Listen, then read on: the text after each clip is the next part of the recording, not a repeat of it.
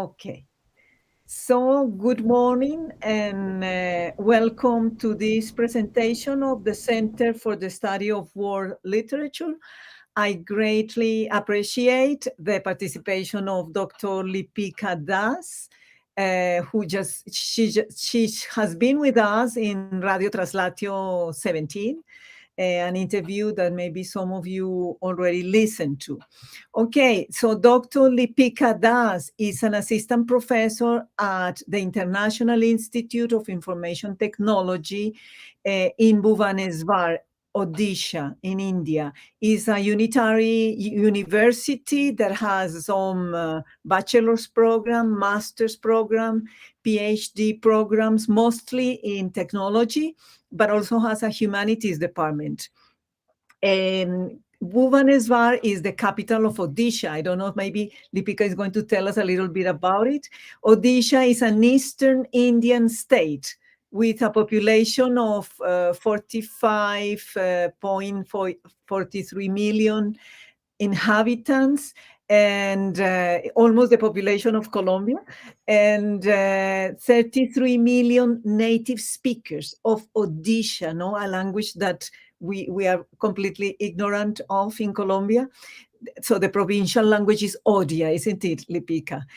This language belongs to the Indo-Aryan branch of the Indo-European language family.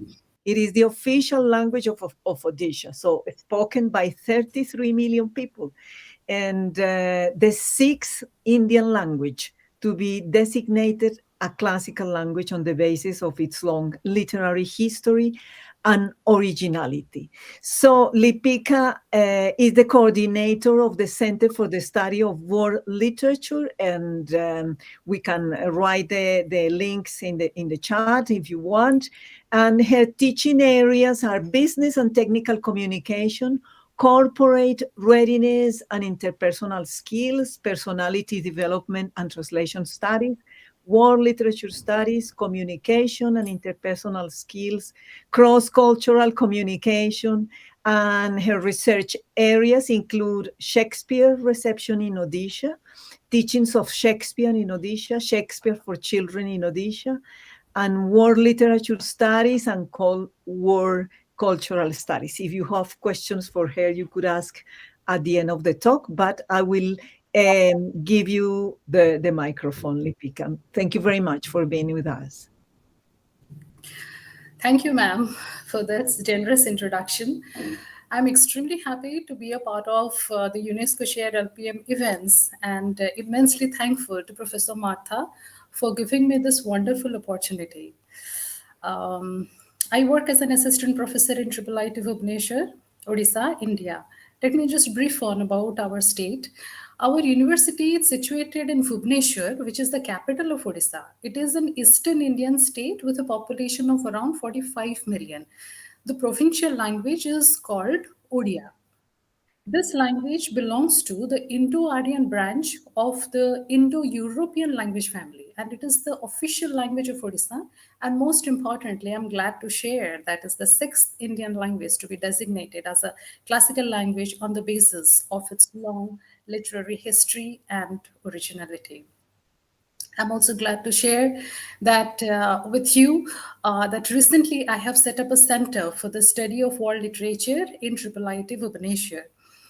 This is the first initiative of its kind, not only in our state, but in India. We also have a website that features the activities of our center. And I may take this opportunity to invite all of you to please join our center and enrich us by being a part of such unique initiative. Well, the website is there on my screen. I hope all of you can access the screen sharing. Well, today I'm very excited to talk about world literature. And I'm sure that all of you must have heard of it in some context or the other. It is a known concept, and we know how scholarly the topic is. Many world literature scholars have already defined its gravity in different ways. I may cite a few scholars' observations, for example. Let me scroll the file down a little.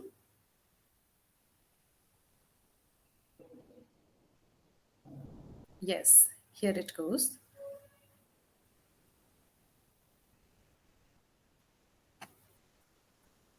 Contemporary scholars like Stephen Helgesen and Peter begin their book, Institutions of World Literature, by saying that world literature is not everyone's cup of tea. And this reveals the seriousness attached with the notion of world literature. Simply, if we go back to the past, Posnet observes that world literature is the severance literature from defined social groups. And David Demrosh writes, a work enters into world literature by a double process. First, by being read as literature, and second, by circulating out into a broader world beyond its linguistic and cultural point of origin. Emily Apter, another famous scholar of world literature, addresses world literature as a disciplinary rallying point of literary criticism and the academic humanities. Another important scholar, Theo Dehan, talks about how ideas of literary value, institutional constraints, and the international reception of concrete works intersect in attempts to define what world literature is.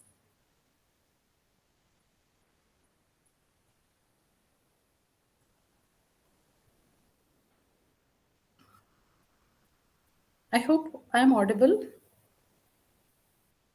Yes, Okay, let Lipika, me we're go on. listening to you well. Thank you. Okay, I just wanted to confirm. So, as we see, there are many scholastic definitions of world literature and many complex theories on it, right? I hope I have written, I mean, those the definitions and the observations on that's on my screen. And as a student or as a researcher, we are supposed to learn this, right? And all this information are available on the internet. In this online era, we have more access to more information. So the origin, history, theories, definitions, all this information are easily available on the internet. And that's the best part of our time. So getting an access to this information is no more a challenge. Rather, it's just one click away. And you do not need my help to be there. Instead, you can enlighten me on these aspects of world literature. So, what can I do here? Let's try to explore something that is still unexplored.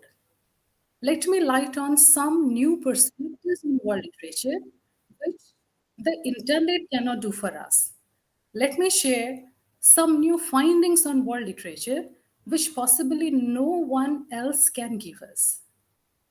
So today, let's take a different approach and let's simply talk about our ideas on it. Yes, let's talk about what we think world literature is. And for this, let's have a quick thought experiment. Let me scroll the file so that, yes, here we go. So here is our thought experiment, a quick thought experiment to explore a basic question. What world literature mean? What does world literature mean? We can do one of two things, right? We can find out the existing definition of world literature, or we can begin to construct our own definition. And in case we accept what is presented to us as world literature, we strengthen the existing assumption, which is world literature is always presented to us in English. Yes, world literature is either written in English or translated into English. And this is an unseen agenda of world literature.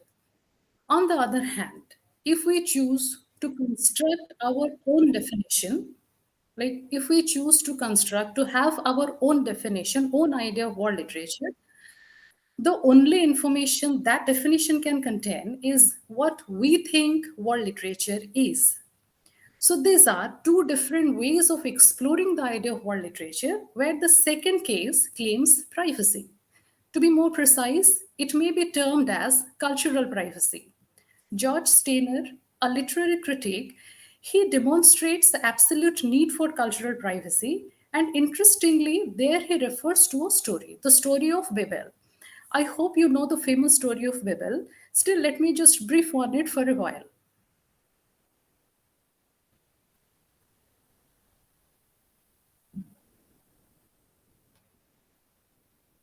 Yes, here it is. The story, The Tower of Babel, pictures the origin of the world's language diversity. The citizens of Babylon built a high tower to touch heaven. As you can see in the picture, I hope all of you can access my screen share and it is visible to you. And they built it to assert their identity and gain great reputation for themselves. But God didn't approve of it. God feels that by doing so, they become proud and vain. So, what he does, surprisingly, he doesn't destroy the tower, which symbolizes the world, like Babylon is used as a metaphor of the world. Instead, God divides it into innumerable cultures and languages. As a result, the construction stops right there as the workers could not communicate with each other. The classic interpretation of the story is that Babel is a warning and multilingualism is a divine punishment. A sociolinguist named Einar Haugen, who is a Norwegian American sociolinguist, he denounced the myth's negativism and its contempt for diversity as a curse of Babel. In the same vein, George Steiner believes that the story demonstrates the absolute need for cultural privacy. You can find more references in the book written by John C. Maher, Multilingualism, a very short introduction, which is published by Oxford University Press. Let me scroll down so that you can have the reference. Yes, here it is.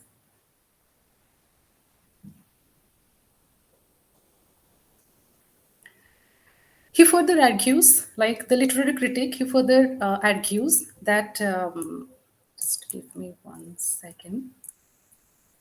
Yes, I hope you can see this references I have taken from this book. If you want, you can also like take a look. It's uh, So what George Steiner does, he further puts an argument that he says that the story symbolizes the desire for the creation of multiple languages that would restrain communication with the other. And by others, he means enemies, strangers, and competitors. Here, we cannot ignore the political underpinnings of the interpretation. So, language is not just for communication, it can also be used as a tool to protect a community, its identity, and its freedom from enemies. And from there comes the idea of cultural privacy, which should not be invaded, which should not be erased, rather, it should be respected. And creation of multiple languages can provide a solution to the imperial anxiety caused by the global linguistic hegemony. And this idea of linguistic hegemony it comes in sharp contrast with the existing assumption of world literature, like how world literature in English is world literature. If we ask a simple question, does world literature include all the literatures of the world? The answer is no, it doesn't. Does it include all the languages of the world? The answer is no, it doesn't. Let me scroll this a bit so that you can, yes.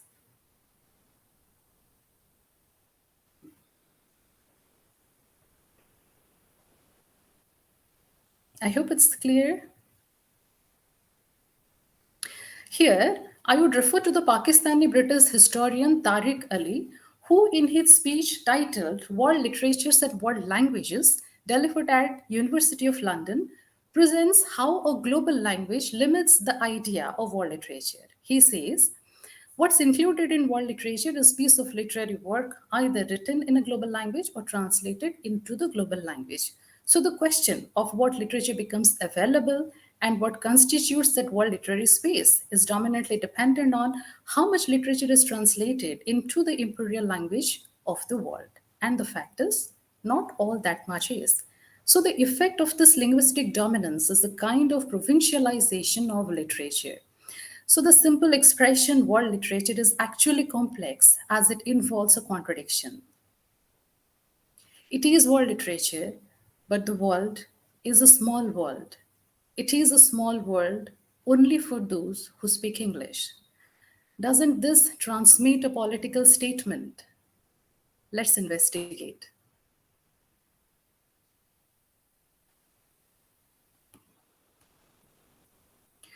The purpose of my investigation is not to offer any value judgment.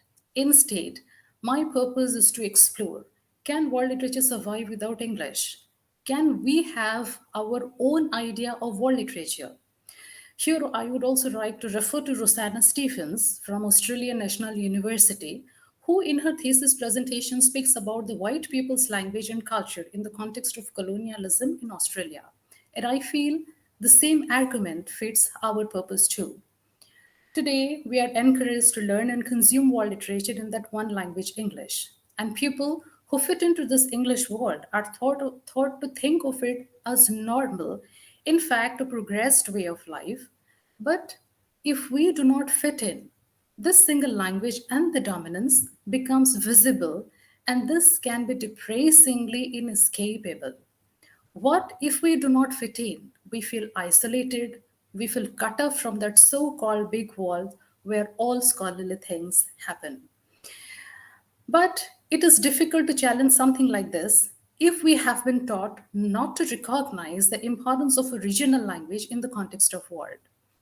My research is about exploring world literature without English and study how it works when presented in a regional language. I'm collecting and analyzing the account of world literature in non-English language, and from that material, I'm trying to put together a picture of the regional idea of world literature.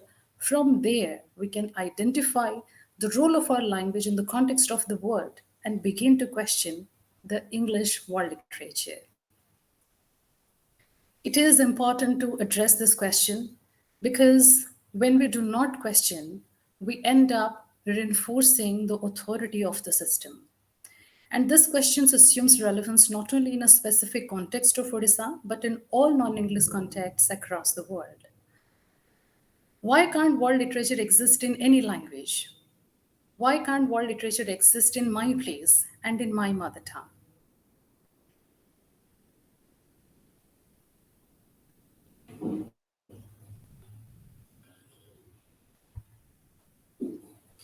Now I'll explore world literature in my state.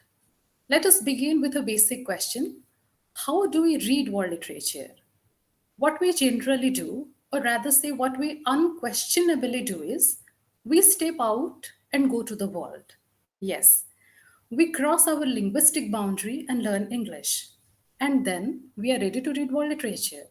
And we think this is the only way to explore world literature, whereas we have actually two options and not just one. Yes, we have two choices. Either we go to the world or the world comes to us in our mother tongue. Instead of we going to the world can come to us in our language. And it is very interesting to know that there are major initiatives in Odisha who have created the possibility to bring the world home. So the world comes home in our language on our terms. And these initiatives not just question the contradiction in world literature, but play a key role in the creation, implementation, and survival of world literature in Odisha. Such initiatives assumes relevance because it represents the idea of world literature without English. Now let's see the idea of world literature, like how it is received in a non-English context.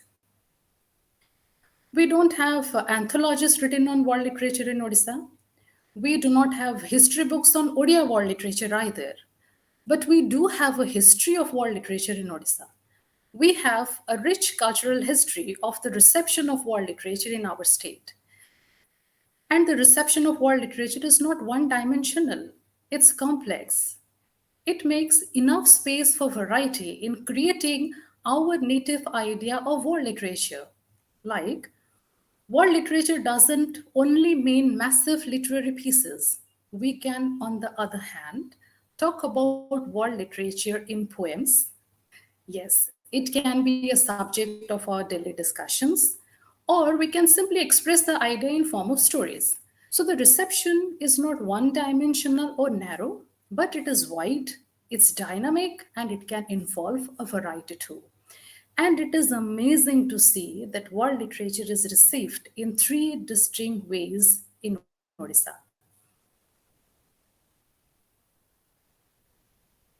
Let me scroll this a bit. Yes, here we are. World literature as literary discussions, world literature as prized literature, and world literature as stories. Let me start with the literary discussions first. Magazines played a key role in bringing the idea home through discussions. If we inquire why magazines, though I won't divert from our discussion, but in a while we will know how significantly this question connects us with the idea of world literature. If we do a little bit of research, we can find interesting information such as just like the idea of world literature, the idea of magazine also originated in German, and the name of the earliest magazine was Erbaulich Monats under Dungeon, meaning edifying monthly discussions, started by John Rist in 1663. In the context of Odisha, I may refer to one of the earliest magazines titled Sanskarako o Seboko. I have the cover page of the magazine. Let me share the picture with you. Okay.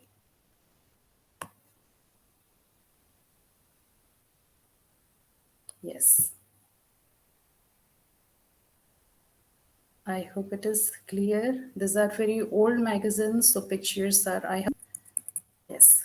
Here, this magazine I'm talking about. This is a collage picture of, all the contemporary magazines, of the time that I'm talking about. And this is the magazine that I just referred to. You can see the title here written in Odia, Sanskarako o Seboko, meaning reformer and one who gives service. Sanskarako meaning reformer, and Seboko meaning a person or one who gives service. So you can say, roughly, I can say reformer and servant, maybe social reformer and social servant. This magazine started in 1883, a monthly magazine edited by Bhagirathi Das, and it carried contents like essays, the book reviews, poems, and the like. In the first issue, it featured an article titled Kabira Kosala, meaning the skills of a poet. This essay is significant because it bears a mention of 8 poets in one sentence. Yes. And the names of the poets are Valmiki, Homer, Vyasa, Virgil, Kalidas, Shakespeare, Bhabhabhruti, and Milton, who are worshipped across the world. This information assumes significance for 2 reasons. The order first reason is the order of mention of the poets. Like the writer didn't choose to mention Indian poets first, followed by other poets, they simply appear together. And secondly, the use of the expression Jagat Pujya, Jagat meaning world, and Pujya means worshipped in the world. So it means the poets are worshipped across the world. This small piece of information reveals a conscious link with the idea of world literature in our ancient times. All the 8 references are drawn from across the world, which reveals an inclination not to be in dialogue with just another nation, but with the world. Though there is no mention of world literature as a terminology here, but the idea is inherent in the contemporary literary scene of Odisha. In the Indian cultural scene, the earliest reference to this terminology as Biswa Sahitya, Biswa meaning world and Sahitya meaning literature, can be traced back to its initial conceptualization by Rabindranath Tagore in his essay titled World Literature that featured in a journal titled Banga Darshan. He was the editor of the journal. Then this terminology finds its first mention in print in Odia literature in 1919 by Sri Girija Sankar Roy in his essay titled Samalochanaro Dhara o Lokya, meaning the aims and objectives of criticism, in a contemporary magazine titled Utkal Sahitya. And it is considered the first reference to the terminology, hence, the quote appears on our website too. It goes like this: the objective of criticism should be to enrich literature by infusing national literature with the spirit of world literature. And this quote is translated from Odia to English by the mentor of our center, Professor Jatindra Kumar Naik. Here, I have a cover page of that magazine. Let me Scroll this down. Yes, here you can see Utkal Sahitya, and you can see a floral design on which the title of the magazine appears here. It's not very clear, but this is how it looks, as it's a very old piece of paper. It appears like this. Let me brief on the magazine. Utkal Sahitya meaning literature of Utkal, and Utkal was the earlier name of Odisha, right? It was a monthly magazine, and Sahitya means literature. So Utkal Sahitya means the literature of Odisha. It was a monthly magazine published and edited by Biswanath Kara in 1897. And this initiative caused a new era in the field of Odia literary activities. It published articles on culture, politics, economics, science, as well as on philosophy. It also published contents like biography, autobiography, short stories, novels, poems, and the like.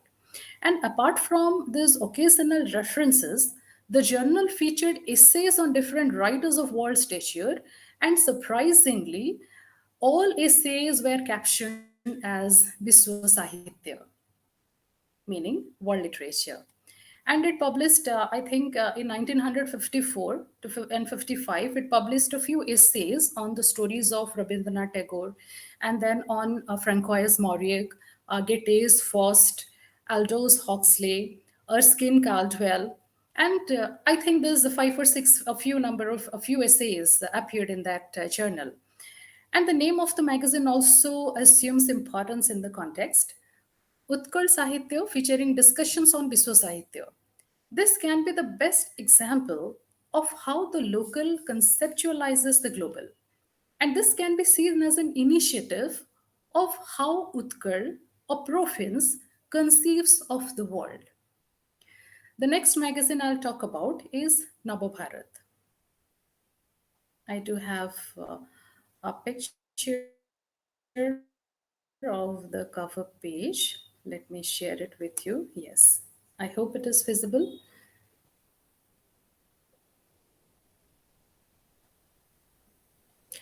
Publication of Nabobharat, meaning the new era, I mean, the new India, new era or new era in India, Nabobharat. This started in 1934 under the editorship of Nilakantha Das. In addition to publishing literary writings, the magazine aimed to deal with current affairs with analytical views. Thus, we find articles on economics, social science, education, history, and politics. All these articles were all published.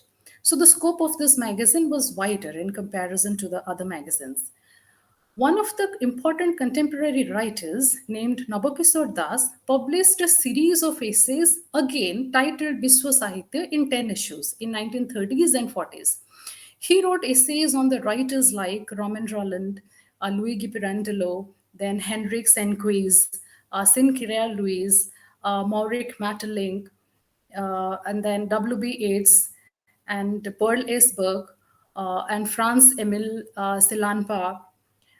And a footnote reveals, footnote in one of the essays reveals that these essays were part of a series titled Biswa Sahitya Rachana Badi, meaning a series on world literature by Nabokishore Das himself. Though the book is not available, but the information reveals that there were major publishing initiatives on Odia world literature in 1930s. An important feature of the series is all the essays are on Nobel laureates. So the first impression of world literature was that of the highest or the best in the world. There were references to other writers, and surprisingly, there were also references to Goethe, but never in the context of world literature. So, what occupied dominantly the space of world literature was a highly selected category. Another magazine I would refer to is titled as Bhanja Pradeep. Let me share the picture of that magazine. Yes.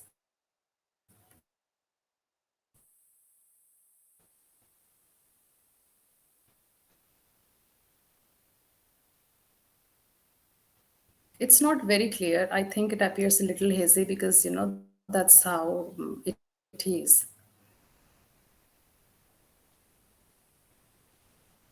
Okay, you can see it is written, the title Bhanja Pradeep. Okay, this is the title that appears here on the top, and with a picture and little bit of from Baripada, which is a city in Odisha in 1933. And its writings were very, very influential. Like along with the writings on the state, it featured content news, book reviews, weather news, crop news, health, and the like. This magazine also featured numerous literary discussions in different issues, and one can find a lots of references to Biswa Sahitya. Here, I may give an example of a very interesting article titled, let me scroll this a bit. I have, yes, this one, titled Sahityare Nijaswa o Paraswa. Meaning, roughly, if I translate, theirs and ours, like literature, their literature and our literature, by a writer named Jagat Mohan Sen. And this was published in 1938. Why I find this article very, very interesting? Because here one can find a strong take on the idea of world literature. Let me present the gist.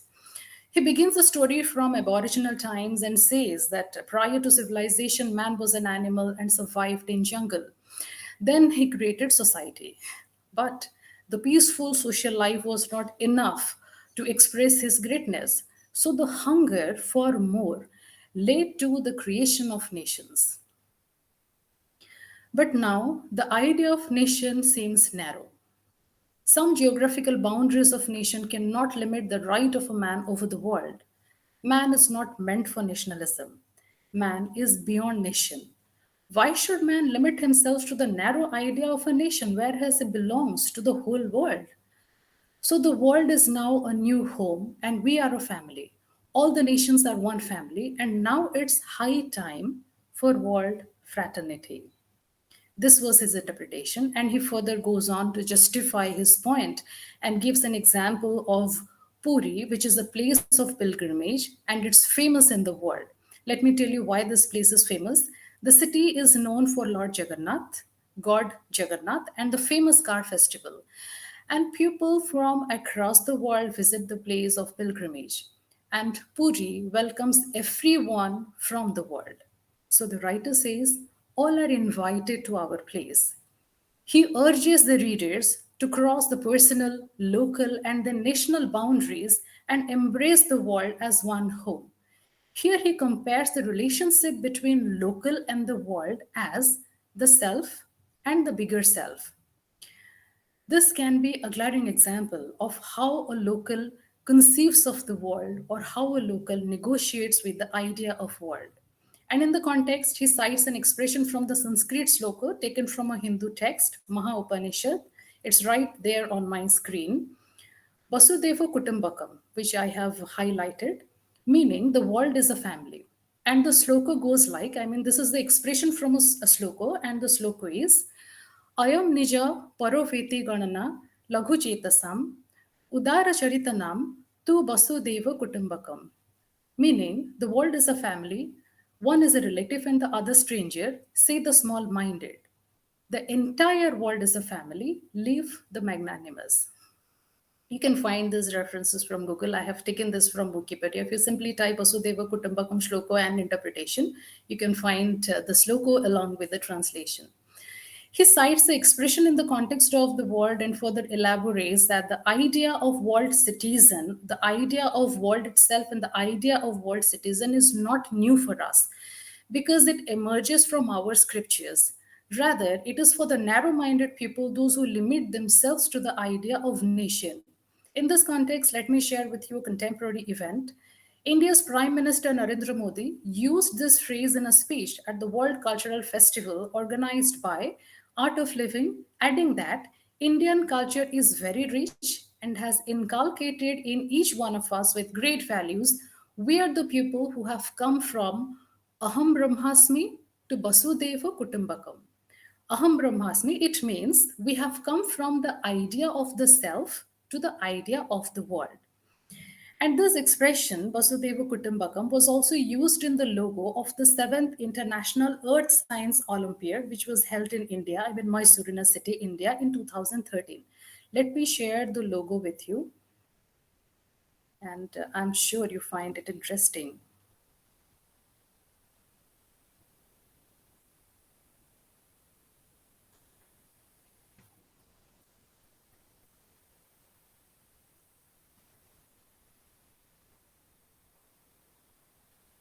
Yes. Yes, is there on my screen. So here are two logos as you can see. And let me share another interesting case with you. This was also used as the theme and the logo for India's G20 presidency from December 2022 till November 2023.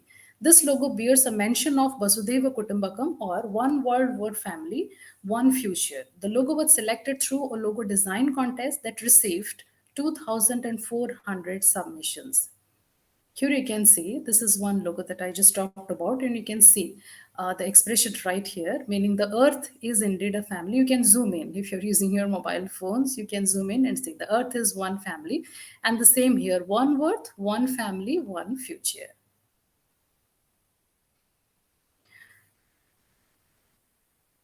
So, my point is the magazines received the idea of world not as a foreign concept, but as an idea from home. There were also other magazines replete with the idea of world and multiple references to world literature. To name some, as you can see on my screen, Istahar, Chaturanga, Arati, Adhunik, and many more. Here I have taken two collage. Let me scroll a bit. Yes.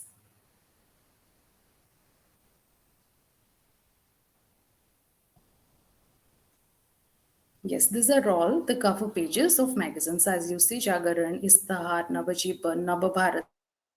This is one more edition of Nababharat. I hope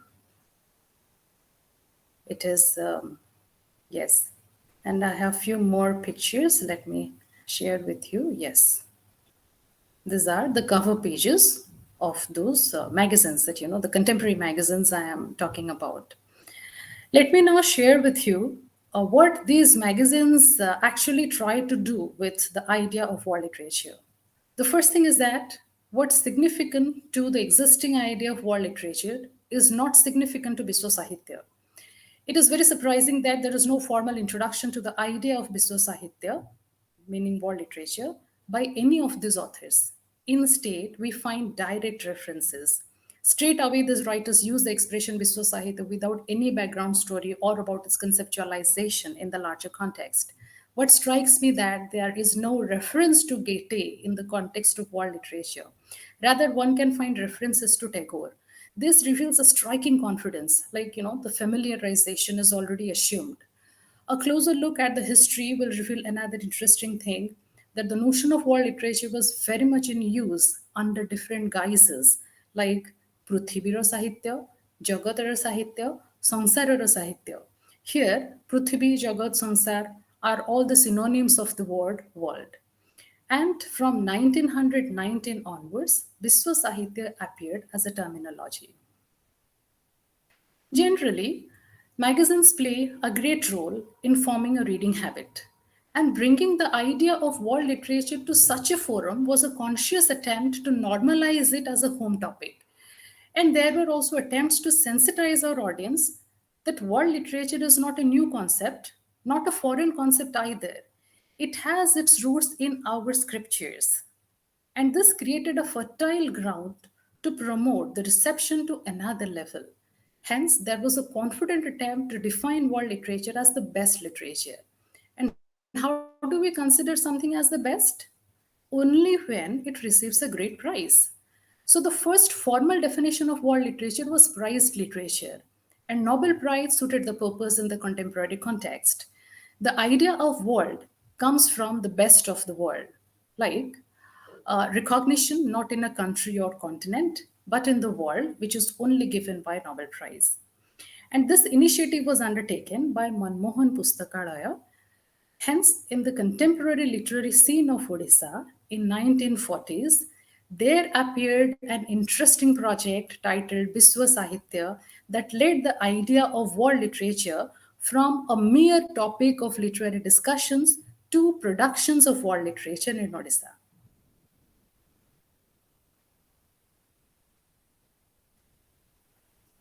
Yes, you can. This is the logo is right there on my screen. I hope you can see it.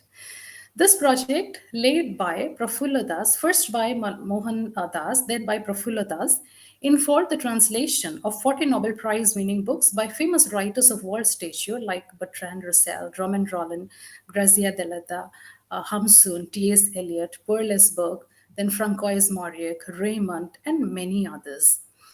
Here is the logo of the publishing house. And as you can see, let me dwell on the logo for a second. As you can see, it's written here Manmohan Press and Pustakalaya, right? Pustakalaya means bookshop. Okay. And here we can see an open book. And here the name of the proprietor is written Sri Mohan Charan Das. And here the address. And here we can see an image, and this is an image of Lord Krishna. And here you can see, if you can zoom in, you can see Lord Krishna is in a sitting posture and holding a flute. In our scripture, there are many names of Krishna, like 108 names of Krishna, like Kanha, Kanhaiya, Govind, Nandlal, Shyam, Murlidhar, Basudev, Chitchur, Manmohan. So Manmohan is another name of Lord Krishna. And Krishna is very handsome, he's very attractive, very charming, and a mesmerizing god of India. I mean, in the Indian context, is described that way. Chitchur, Chitchur means one who steals the heart, and Manmohan means one who steals, one who wins the heart. And for our non Indian audience, uh, what I have with me. I have collected some pictures of Lord Krishna so that our non-Indian audience can see how handsome is Lord Krishna. And here you can see in all this picture, if you can simply type Krishna in Google, you can find many pictures. And in every picture, you'll find Krishna with a flute and with a peacock feather. Okay, and the same thing, exactly the same thing, same description, you can find in the logo too. Well, maybe they have chosen this name because maybe to add more quality or value to the publishing initiative.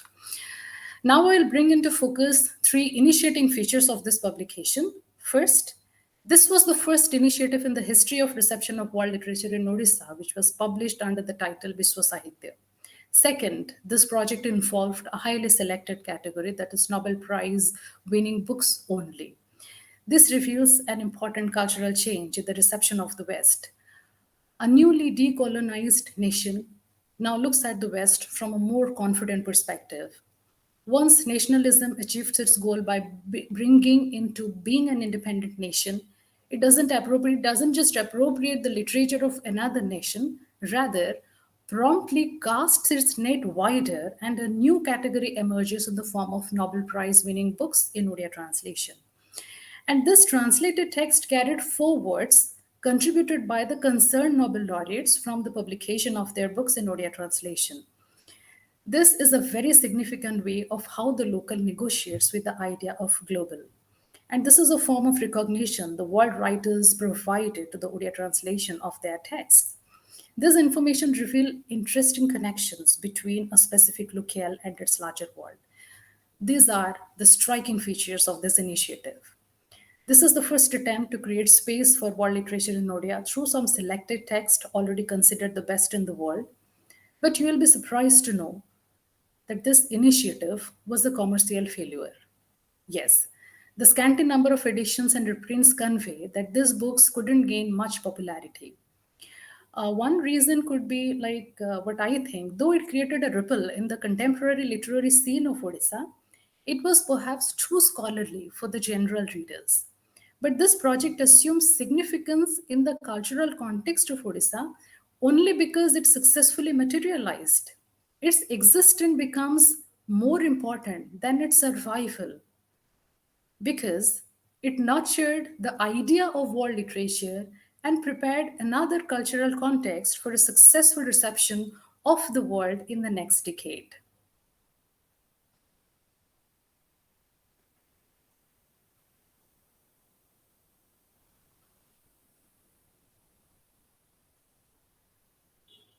Thus, in 1950s, in the contemporary cultural scene of Odisha, appears the complete series of Biswa Sahitya Granthamala published by Granthamandir. As you can see, the cover pages of the books I have collected, and it's right there on my screen. It's a publication house founded by Sridhar Mahapatra. The use of this nomenclature is important in the history of Odia literature, as this marks a significant cultural shift from the reception of foreign literature to the reception of the world in a language other than English. And from 1960s onwards, the series of world literature appeared as a set, received well, flourishing and running successfully till date. The blurbs of the storybooks reveal interesting information about the project and clearly state that this is an initiative by the publisher to introduce and popularize world literature in Odia language. I have a picture of the declaration.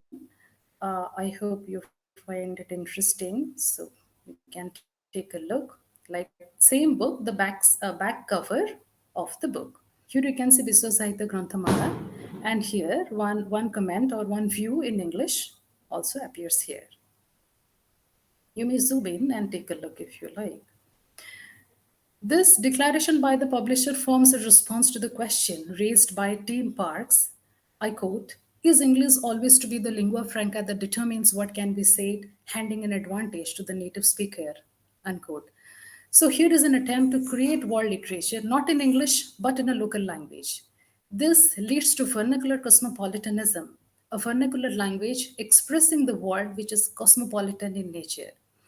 Here, without English, world literature emerges and survives successfully in a local language. A local publisher with a team of 30 translators introduces world literature, as Damrosch puts it, outside the space within which the world lives as world literature. This bold attempt is a milestone in the history of Odia literature.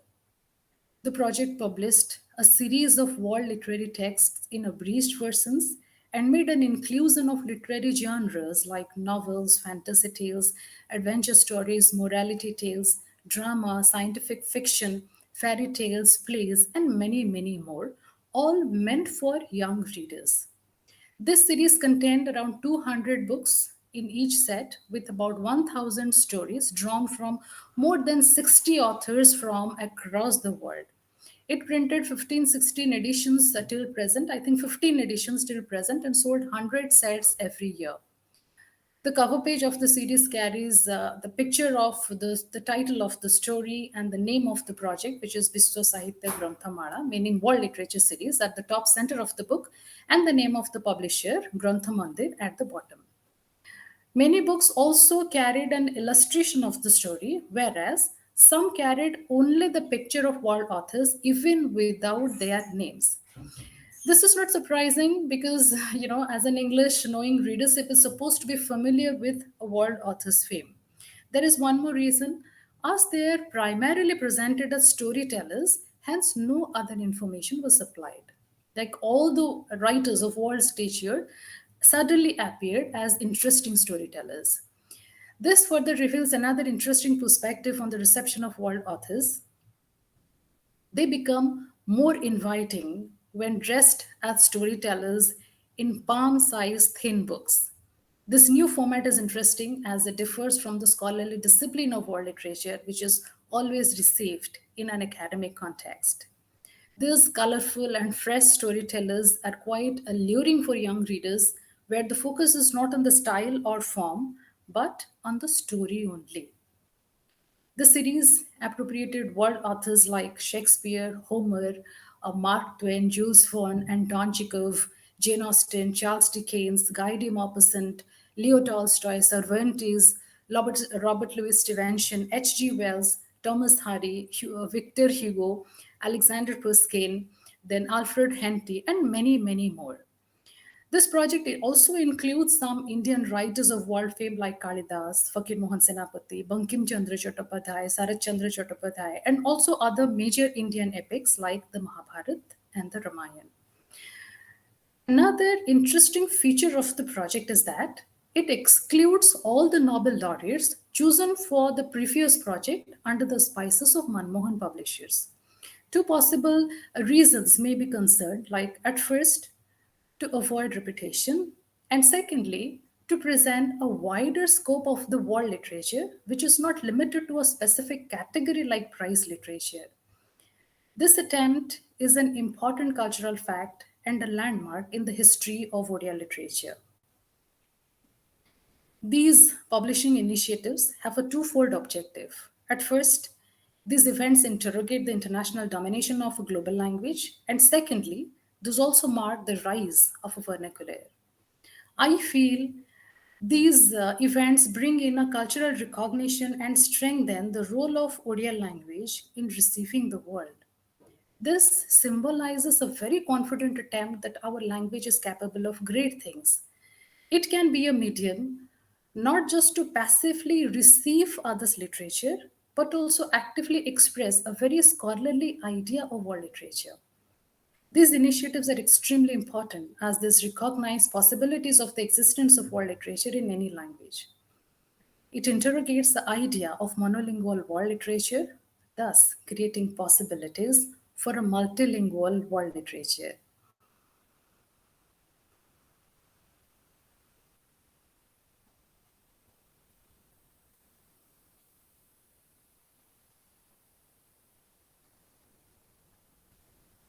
So, here are the new perspectives our discussion opens up for us. The idea of world can be conceptualized locally. We can have our idea of world literature too, and it can survive beyond a scholarly context. We can read world literature even without knowing English. Multilingual world literature is possible.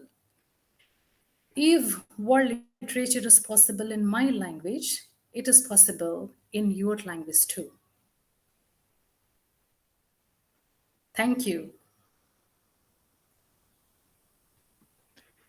Great, Lipika. Thank you very much. Thank you very much. I think these last sentences of conclusion are very interesting. Multilingual world literature. I think that's so. It is what we are interested in, and I think a country like India has a lot to teach us. So if you want, you can stop sharing the screen, Lipika.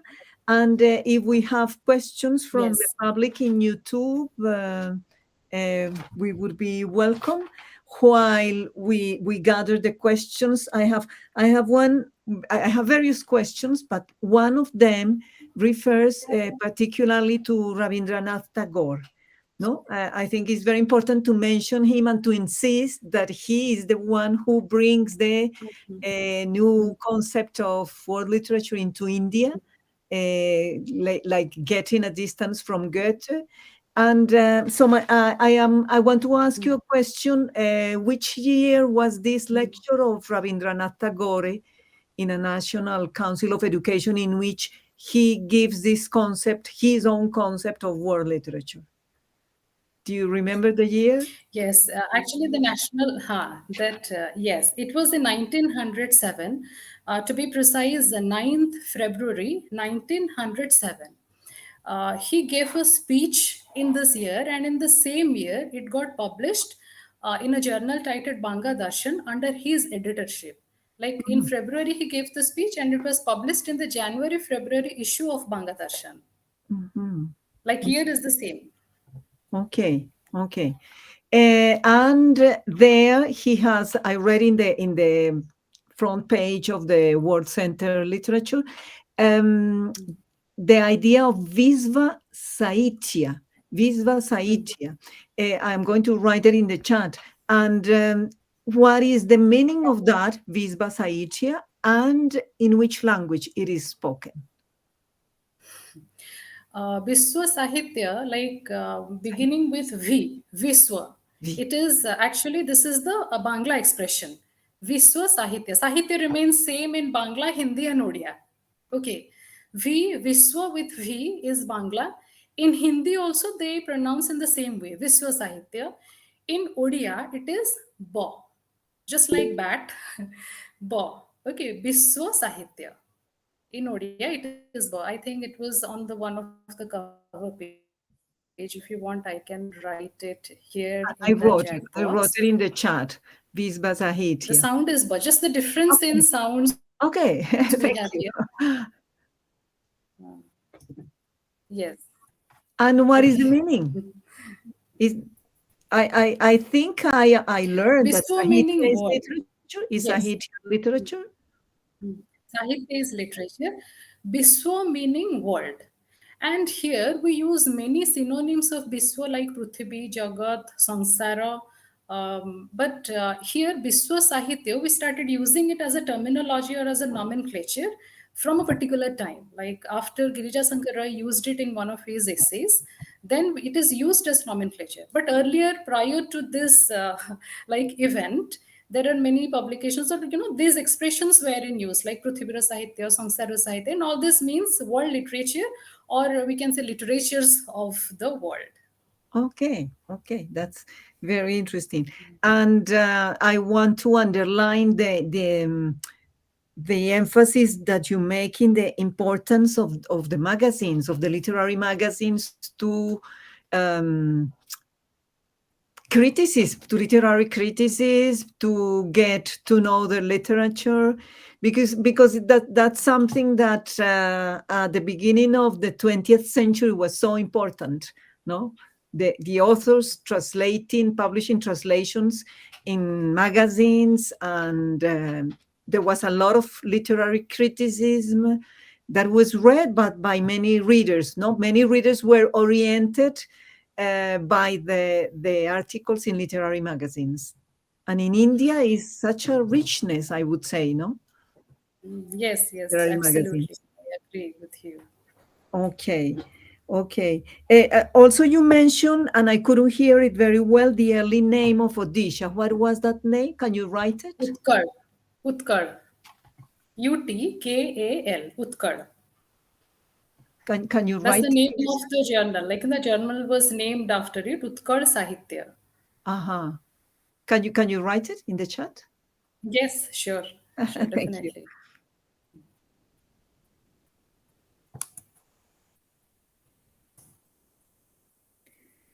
Okay, so here I'm going to read a question from a colleague, Juan Guillermo Ramirez, who is in YouTube, and he writes the following question, Lipika. Thank you very much, Juan Guillermo. Would you say the grounding principle for the concept of world literature in the Indian context is an idea of quality, or rather one of a shared human spirit, or something else?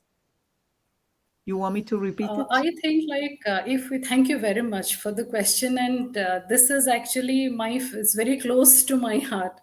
So once you scroll through the magazines and read through the magazines, and you find many articles, and you find reference to the idea of world literature, though we do not have articles titled this was Sahitya, but multiple reference to world literature one can find, and one thing is common is the human spirit.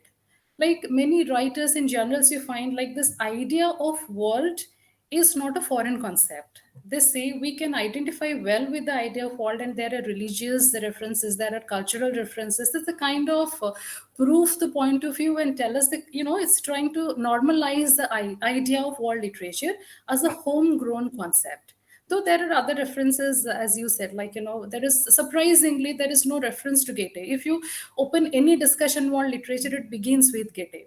Rather, there is a reference to Goethe's first. Goethe as a playwright, Goethe as a German playwright, but there is no reference that this idea of world literature comes from Goethe. Rather, we find references to Rabindranath Tagore, and from there it comes to like there are reference to like unity, the reference to world fraternity, the idea of world being a home. So that is, I think, the second option. That is till now, like I'm still doing my research, but this is what is vigilant. This is what is more noticeable.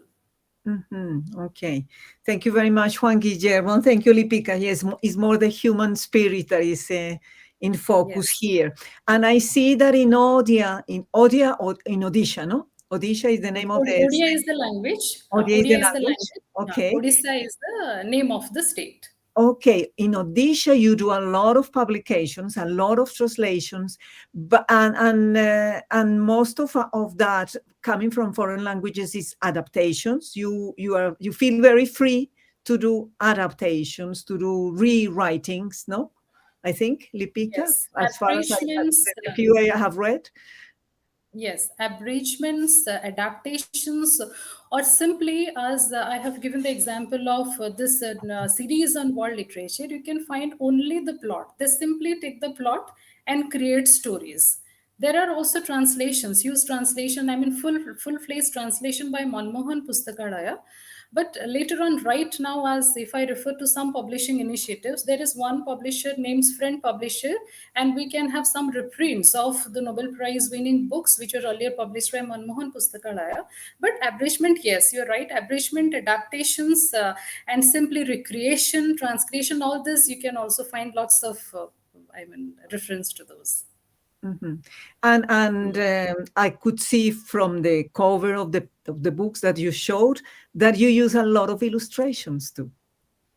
That's very Yes. important in your Yes. Lots the of publication in your illustrations. paper. Yes, that's, and you can also find some pictures. I mean, in those old magazines, some pictures were not clear because all these are very old magazines. But you can find pictures of some of writers like Gorky, and in the series, all the Nobel laureates by Manmohan Pustakala, you can find the pictures of all concerned novelists, the original novelist, and in Grantha Mandir, some illustrations, I mean not much, but some illustrations, and those are taken from, I mean those are not what can I say, not Odianized in our context. Those, the story appears in Odia, but the illustration, the pictures, you feel as if, you know, it is taken directly from the English text. Maybe, you know, they want to show us this is the English world looks like this, and the king's court looks like this, an Englishman, a gentleman, or a woman, or a madam looks like this. So this use of illustration you can find in the series that I just named. But in Manmohan Pustakalaya, only the pictures of the writers appeared in the front page or in the flyer of the book. Okay, I'm also curious. Maybe you can tell something to the audience. Uh, you are working in a technical institute. Yes. How come you could create a center of study of world literature in a technical institute? Is literature important in India as a general fact?